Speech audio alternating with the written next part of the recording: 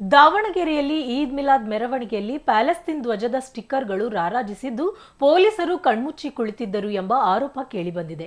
ಶಾಂತಿಯುತವಾಗಿ ನಡೆಯಬೇಕಿದ್ದ ಈದ್ ಮಿಲಾದ್ ಮೆರವಣಿಗೆಯಲ್ಲಿ ಪ್ಯಾಲೆಸ್ತೀನ್ ಧ್ವಜಗಳು ರಾರಾಜಿಸುತ್ತಿದ್ದು ಈದ್ ಮಿಲಾದ್ನ ಘನತೆಗೆ ಧಕ್ಕೆ ಬರುವಂತೆ ಕೆಲ ಕಿಡಿಗೇಡಿಗಳು ದಾವಣಗೆರೆಯಲ್ಲಿ ಮಾಡಿದ್ದಾರೆ.